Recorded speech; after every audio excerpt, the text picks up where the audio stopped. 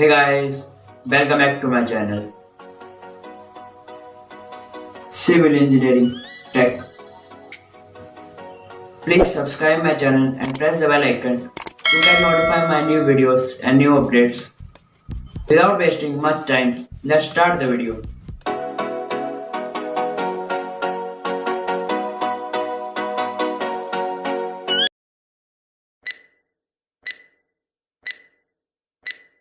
We are here for declamation competition, and this is the 50th. We are celebrating the 50th Statehood Day on January 25th, 1971. The former Prime Minister of India, Srimati Indira Gandhi, conferred the complete statehood for Himachal. So this is the 50th Statehood Day, and on this occasion we have organized a declamation competition. So without wasting much time, I will start the competition. I just want to remind you that Shri Anuj Rana ji, Shri Gaurav Pawari ji and Shrimati Nisha Rana will act as the judges of the competition. So in the very first beginning, I would like to invite our principal ma'am to grace us with the words of their wisdom. Please.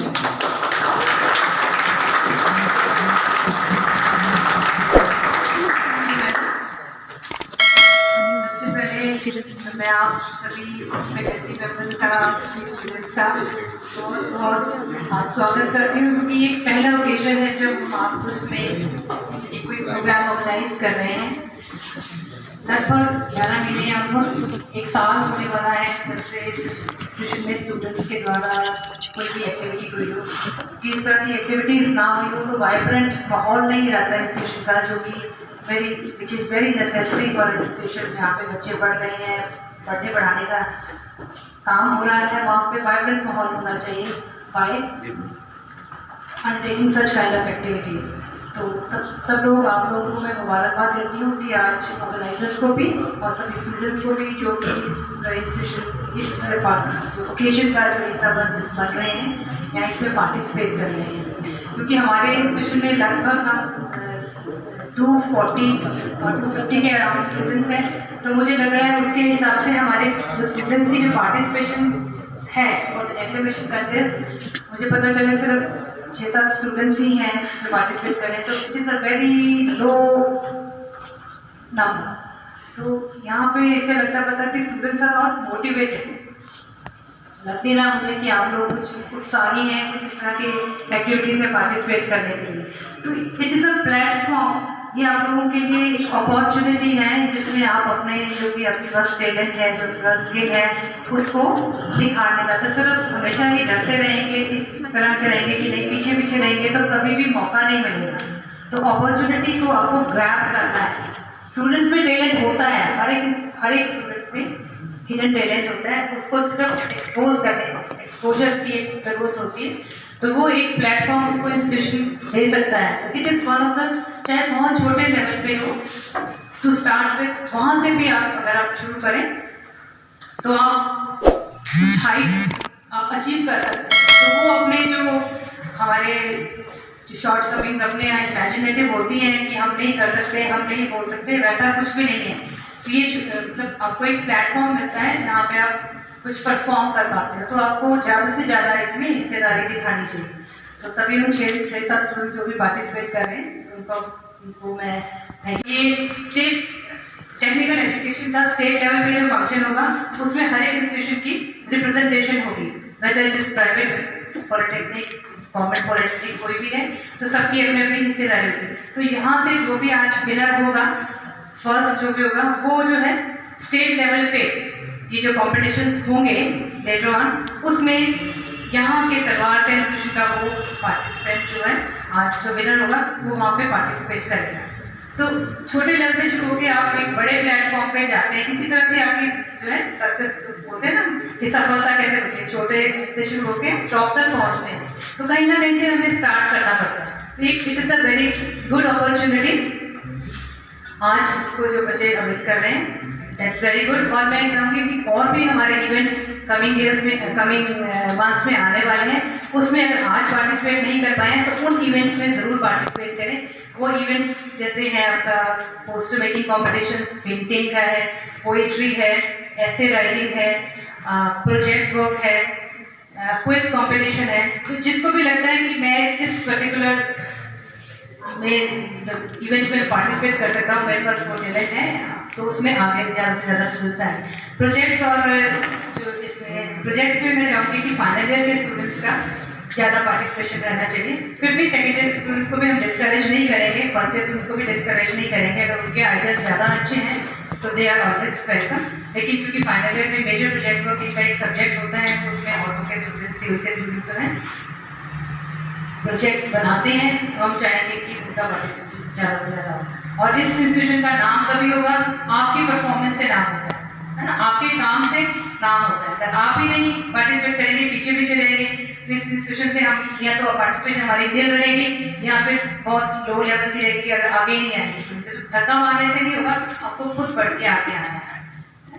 इस अवसर पर मैं सभी madam को जो organise कर रहे हैं इस प्रोग्राम को, मैडम श्रेष्ठा को जो कि रेड रिबन क्लब की मेन मेंबर हैं, उनको और सभी आए हुए फैकल्टी मेंबर्स को, स्टाफ मेंबर्स को और सभी स्टूडेंट्स को एक बार फिर मुबारकबाद देती हूँ। ये फर्स्ट अपॉर्चुनिटी है लगभग 1 साल के बाद जब हम कोई एक्टिविटी ऑर्गेनाइज कर रहे हैं इंस्टीट्यूशन में। Thank you very much. 4 topics will be there for the competition. The first one is technical education now and then in the state of HP.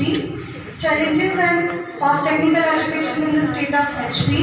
Role of emerging technologies to make Himachal self-reliant, and the role of technical education in the growth of HP. So, in the very beginning, I would like to invite Muskan Chaudhary, a student of 3rd semester civil engineering. Please welcome her.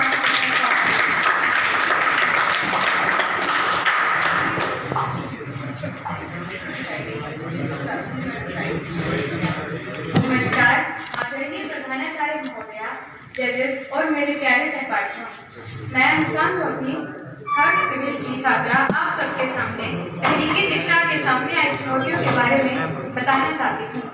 मानव और मानव निर्मित यंत्रों की परस्पर क्रिया, जिसमें मानव यंत्रों से अधिक लाभ प्राप्त करता है, इसका तकनीकी शिक्षा में अध्ययन किया जाता है। The academic and vocational preparation of students for job involving applied sciences and modern technologies. Bharat विज्ञान और प्रौद्योगिकी की उम्र देख रहा है। आधुनिक युग में तकनीकी शिक्षा की भारी मांग है। तकनीकी शिक्षा रोजगार के लिए अच्छा अवसर प्रदान करती है। बेरोजगारी की समस्या के हल के लिए भी तकनीकी शिक्षा बहुत महत्वपूर्ण है। कुशल लोग बेरोजगार नहीं हो सकते। वे लोग अपना कारोबार शुरू करके भी पढ़े लिखे लोगों को भी काम प्रदान कर सकते हैं। देश के विकास में भी तकनीकी शिक्षा बहुत महत्वपूर्ण है। निर्माण कार्य जैसे भवन, सड़कें, भवन इत्यादि बनाने के लिए टेक्नीशियंस की जरूरत पड़ती है। आइए अब हम बात करते हैं तकनीकी शिक्षा के सामने आई चुनौतियों के बारे में। साक्षरता और शिक्षा के मामले में भारत की गिनती दुनिया के पिछड़े देशों में होती है। अगर हम अपने देश की तुलना आसपास के देशों से करें तो हम बहुत पीछे हैं। हालांकि मुफ्त और अनिवार्य शिक्षा का प्रावधान भी लागू किया गया था तथा 10 वर्ष में इसे पूरा करने के लक्ष्य भी बनाया गया था, परंतु वह पूरा नहीं हो सका। इसका कारण ये था कि सरकार के पास पर्याप्त धन नहीं था। एक समस्या हमारे सामने ये भी उत्पन्न होती है कि आज भारत के 6 राज्यों में से 2/3 बच्चे स्कूल नहीं जाते। इसका कारण तो आप सब जानते ही होंगे, जिसका हमने अभी सामना किया है, जो है कोरोना वायरस। 24 मार्च को कोविड-19 यानी कोरोना वायरस के चलते लॉकडाउन जारी कर दिया गया था। उसके तुरंत बाद ऑनलाइन शिक्षा का प्रावधान जारी किया गया। सभी शिक्षा संस्थानों ने ऑनलाइन शिक्षा को बढ़ावा दिया। एनजीओ, फाउंडेशन और निजी क्षेत्र को तकनीकी शिक्षा कंपनियां भी शामिल थी। इन सब ने मिलकर शिक्षा प्रदान करने के लिए संवाद के सभी माध्यम अपनाए, जैसे TV, radio program, WhatsApp group इत्यादि। परंतु देखा जाए तो स्कूली स्तर पर और तकनीकी शिक्षण के स्तर पर भी ये बात गलत है। महामारी के दौरान दूरस्थ शिक्षा यानी ऑनलाइन एजुकेशन को लेकर सारी परिचर्चाएं इस बुनियाद पर आधारित हैं। सभी छात्रों के पास इंटरनेट सुविधा उपलब्ध नहीं होती। ऑनलाइन शिक्षा के चलते तथा लॉकडाउन होने के बाद सभी विद्यार्थी अपने घर चले गए।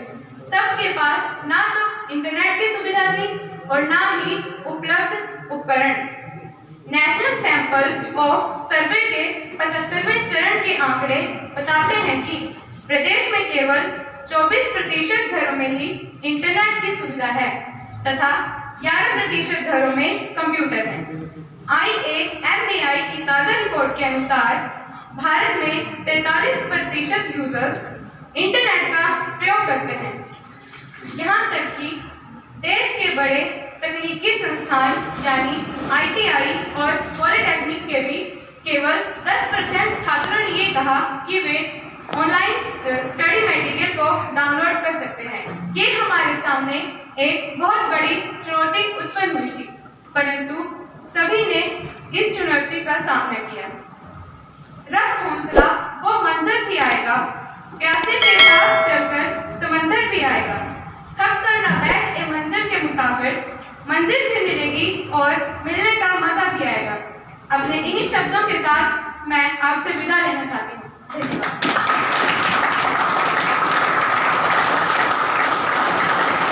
Thank you, Muskan. Now, moving towards the next participant, Vishal, student of 3rd semester Civil Engineering. Please welcome.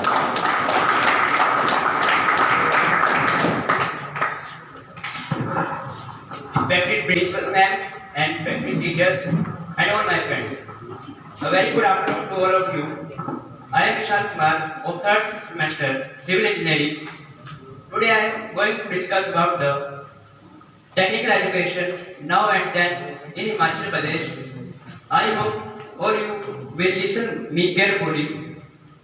Himachal Pradesh was under the direct control of British colonial rule in the mid-19th century. Also the state of summer capital of India during the British colonial rule. Hence the standard of education provided in the state of several highly expected educational institutions for higher studies. The Indian Institution of Technology, Mandi, HPU, that is Himachal Pradesh University, and NIT, that is National Institution of Technology. NIT Habibpur are some of the institutions located in this state. The University Granted Commission (IGC) has allotted rupees 45 billion to Himachal Pradesh University in the 10th plan, which is increased in the nearly 70% ever in the 9th month.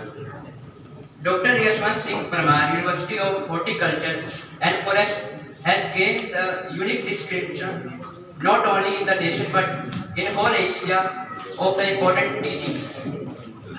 Himachal has one of the highest literacy rate in the India.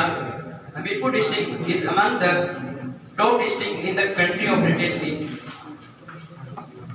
Himachal Pradesh is home to all the educational institutions offering a wide variety of courses.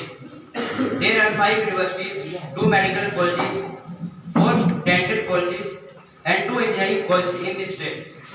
There are over 1,000 primary schools, 1,000 secondary schools and more than 1,300 schools in Himachal.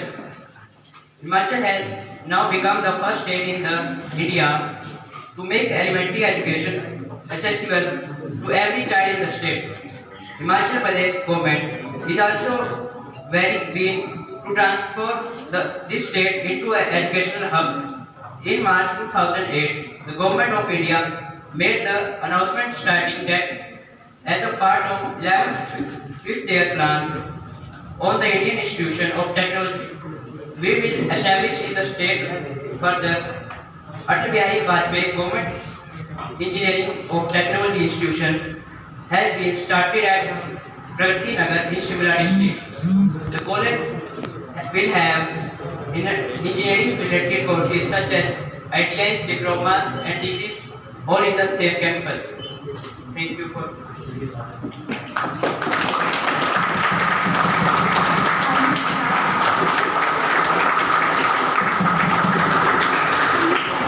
Our next participant is Suryakant. Suryakant Automobile Engineering Plus. Please maintain the decorum.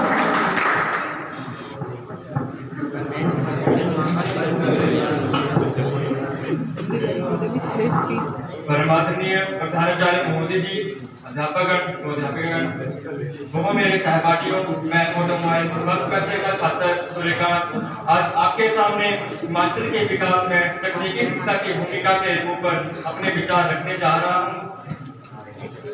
मैं आशा रखूंगा कि मेरे द्वारा हुई गई गलतियों को आप माफ करेंगे।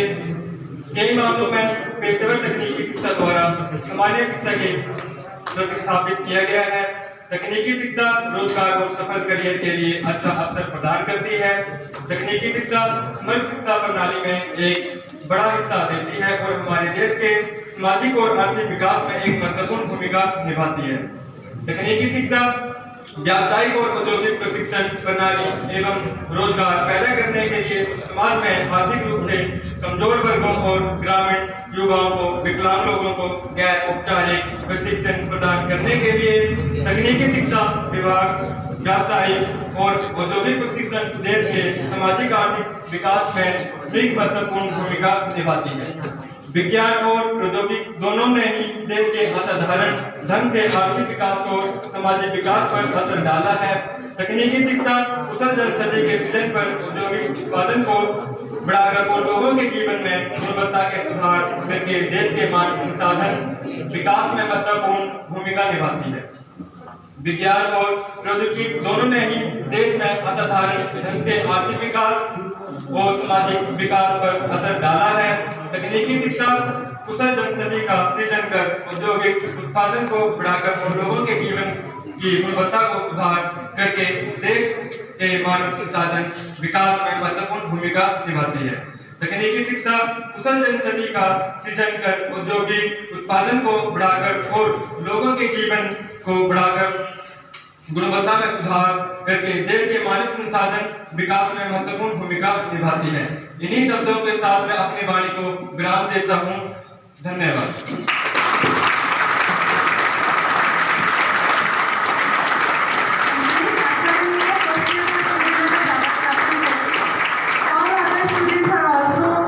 दिस इंस्टीट्यूट तो उनके लिए भी वैसा ही क्लैप होना चाहिए। इसी के साथ मैं अपने next participant Harshit Sharma student of fourth six आमंत्रित करना चाहूँगी।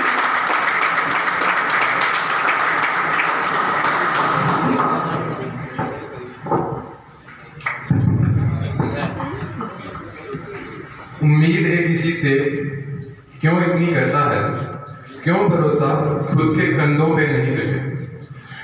यही सही समय है, टटोल खुद को तू, उठ खड़ा हो, उड़ान भरने का जज्बा है तुझमें। परम आदरणीय प्रधानाचार्य महोदया, निर्णायक मंडल, अध्यापक तथा उपस्थित छात्र एवं छात्राओं को मेरा नमस्कार। मैं हर्षित शर्मा, सिविल इंजीनियरिंग सेमेस्टर 3 का छात्र, आज आपके समक्ष उभरती प्रौद्योगिकियों की भूमिका हिमाचल प्रदेश आत्मनिर्भर बनाने के विषय पर अपने कुछ विचार साझा करने जा रहा हूँ। आशा करता हूँ आप सभी को मेरे विचार पसंद आए। आत्मनिर्भर क्या अर्थ है इस शब्द का, क्यों इस शब्द का हमें अपनी जीवन शैली में इतना महत्व नजर आता है, क्यों इस शब्द को अब हमें खुद से जोड़कर नहीं बल्कि देश प्रदेश से जोड़कर सोचने को कहा जा रहा है।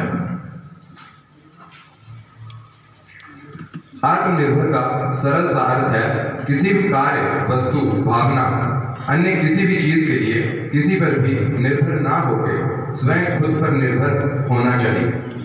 किसी अन्य पर निर्भर रहने से हम कभी सफल नहीं हो सकते, और यदि हम आत्मनिर्भर होने लगे तो स्वयं प्रदेश देश भी आत्मनिर्भर बना सकते हैं। जैसा कि हम सब जानते हैं, बीते साल कोरोना महामारी के चलते हर देश प्रदेश को कई कठिनाइयों का सामना करना पड़ता है। अर्थव्यवस्था से लेकर हर क्षेत्र में मानव देश प्रदेश पिछड़ से गए हैं। इसी स्थिति के चलते हमारे देश के प्रधानमंत्री श्री नरेंद्र दामोदर दास मोदी जी ने 12 मई 2020 के एक योजना निकाली, आत्मनिर्भर भारत अभियान योजना, जिसके चलते मोदी जी ने इस योजना के लिए 20 लाख करोड़ का पैकेज घोषित किया। इस योजना के चलते ही हिमाचल प्रदेश में भी आत्मनिर्भर प्रदेश बनाने का उद्देश्य लिया गया। इस योजना के अंतर्गत छात्र से लेकर एक वृद्ध भी अपनी योजना बनाकर नए सिरे से अपना व्यापार एवं बिजनेस शुरू कर सकता है और शुरुआत के लिए आर्थिक मदद सरकार करेगी। यही बिजनेस आप किसी भी क्षेत्र में कर सकते हैं, कृषि से लेकर औद्योगिक तक। इसी योजना के चलते प्रौद्योगिक क्षेत्र उभर कर आ रहा है। प्रौद्योगिक क्षेत्र एक अहम भूमिका निभाता है किसी प्रदेश या देश को आत्मनिर्भर बनाने में। जैसे कि हम जानते हैं, हमारे प्रदेश में प्रौद्योगिकियों में उतना विकास नहीं है, लेकिन इस योजना के चलते धीरे धीरे विकास देखने को मिल रहा है। हम जानते हैं आज के आधुनिक दौर में बहुत सी ऐसी प्रौद्योगिकियों के विकास हो चुके हैं, लेकिन हमारे देश में अभी तक यह आधुनिक प्रौद्योगिकियां नहीं हैं। हम आज भी कई तकनीकी विकासों में पिछड़े हुए हैं। हमारा प्रदेश हर साल बाहरी देशों से बहुत सी वस्तुएं खरीदता है, जैसे pharmaceutical machinery, medicine supplies, biotech पदार्थ अथवा बहुत सी अन्य प्रौद्योगिकियां। परंतु आत्मनिर्भर अभियान योजना के चलते बहुत सी कंपनियां उठकर आ रही हैं। सरकार की मदद से नए नए कारखाने, प्रयोगशालाएं आदि छोटे से शुरू करके कई व्यापार उठ रहे हैं। नई नई योजनाओं को सरकार बढ़ावा दे रही है।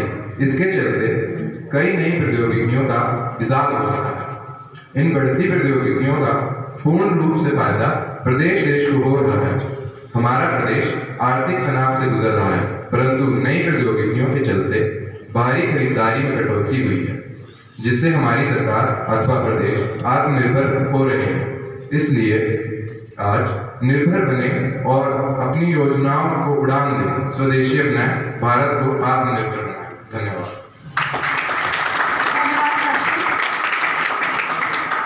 नाउ हमारे अगले पार्टिसिपेंट्स जो हैं वो ऑटोमोबाइल इंजीनियरिंग से Sachin Rana, student of 3rd semester. Please welcome him. At least participate नहीं किया, क्लैपिंग तो होनी चाहिए।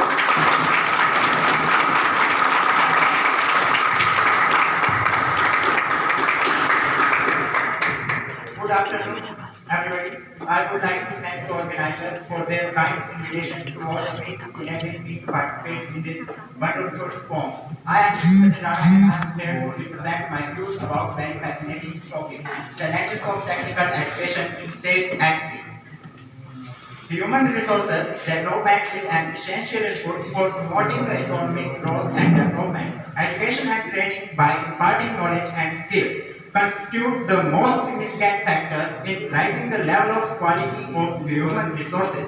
They are the core sector for employment and bringing about much needed change in the social environment, leading to overall progress through efficient use of resources and appropriate education system. Also cultivate knowledge, a positive attitude, awareness and sense of responsibility toward right and duties, and impart inner strength to overcome oppressions and inequality. Major challenges in technical education is getting a good job. Factors like employability, quality of teachers, and less practical exposure are associated. The need of our is to think out of the box. We need to define the box today, and rest will be done.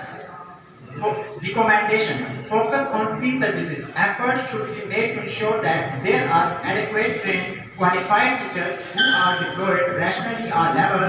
All coordination courses for teachers have already started. There is more emphasis on these so that the teachers are themselves trained with the most modern teaching methods. Motivate students to continue occupations. To make technical education more effective, syllabus should be designed with more emphasis on practical work than theory. monitoring placement of students. Placement cells should be opened and strengthened in every institute, and tracer study should be carried out regularly on placement of students passing out of the training institutes. Thank you all for patience. Please welcome Priyanka.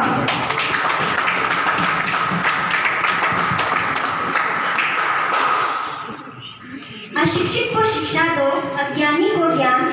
अशिक्षित को शिक्षा दो, अज्ञानी को ज्ञान। शिक्षा से ही बन सकता है हमारा समाज महान। परमादरणीय प्रधानाचार्य महोदय जी, अध्यापक वर्ग, निर्णायक मंडल तथा यहाँ पर उपस्थित समस्त छात्र एवं छात्रा साथियों, जैसा कि हम सभी जानते हैं कि भारत की आज़ादी के बाद हमारे प्रदेश को अस्तित्व में आए हुए 50 साल हो चुके हैं। हम यह भी जानते हैं कि एक लंबे समय तक हमारा भारत अंग्रेजों के अधीन रहा था तथा उस समय उन्होंने ऐसी शिक्षा प्रणाली तथा नीतियां बनाई थी जो उनकी सत्ता को बनाए रखने के लिए उनके लिए क्लर्क और नौकरशाह का काम करे। महोदय जी, प्रतिवर्ष हजारों स्नातक और मास्टर डिग्री धारक युवा विश्वविद्यालयों से निकल रहे हैं और अमूमन यह देखा गया है कि वे सभी छात्र सरकारी नौकर, क्लर्क या ऑफिस कर्मचारी बनना चाहते हैं। दुर्भाग्यवश स्वाधीनता के इतने वर्षों बाद भी अंग्रेजों द्वारा स्वार्थ आपूर्ति के लिए जो शिक्षा प्रणाली की शुरुआत की गई थी वह आज भी बहुत हद तक वैसी ही है। जब तक शिक्षा का उद्देश्य नौकरी पाना होगा तब तक समाज में नौकर ही पैदा होंगे, मालिक नहीं। महोदय जी, हम सभी इस तथ्य से भली भांति परिचित हैं कि आज का युग उद्योगों, व्यापार और तकनीक का युग है। केवल किताबी शिक्षा और पुस्तकीय ज्ञान प्राप्त करने से कोई लाभ नहीं। ऐसी शिक्षा किताबी कीड़ों और नौकरशाहों से अधिक कुछ भी नहीं दे सकती।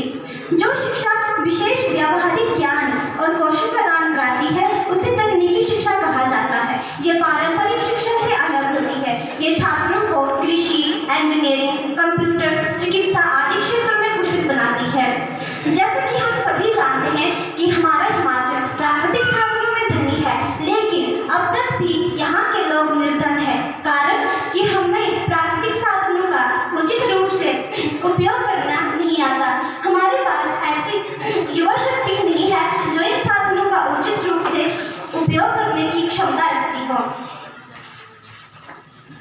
महोदय जी, बेरोजगारी की समस्या को दूर करने के लिए तकनीकी शिक्षा बहुत महत्वपूर्ण है। किसी भी कार्य में व्यावहारिक रूप से कुशल व्यक्ति कभी बेरोजगार नहीं रह सकता। यदि वह अपना व्यवसाय शुरू करता है तो वो अपने साथ साथ अन्य शिक्षित तथा प्रशिक्षित लोगों को भी बेरोजगार प्रदान कर सकते हैं। और ये तभी संभव हो सकता है जब हम युवाओं को व्यावसायिक और तकनीकी प्रशिक्षण दें। तकनीकी शिक्षा किसी भी देश, प्रदेश या व्यक्तिगत विकास में महत्वपूर्ण भूमिका निभाती है। कारखानों, सड़कों, पुलों, भवनों या हवाई अड्डों आदि के निर्माण के लिए भी तकनीशियनों की ही आवश्यकता होती है। हमारी शिक्षा ऐसी होनी चाहिए जो व्यक्ति को आत्मनिर्भर और स्वावलंबी बनाए, परजीवी नहीं। निर्विवाद रूप से तकनीकी शिक्षा किसी भी राष्ट्र या प्रदेश की आर्थिक स्थिति को मजबूत करती है, पर बहुत से शिक्षित लोग बेरोजगार हैं क्योंकि उनके पास तकनीकी ज्ञान और कौशल की कमी है। अगर उन्हें तकनीकी शिक्षा और कौशल का प्रशिक्षण दे दिया जाए तो हम अपने समाज का तेजी से विकास कर सकते हैं। अंत में इन पंक्तियों के साथ मैं अपने वक्तव्यों को विराम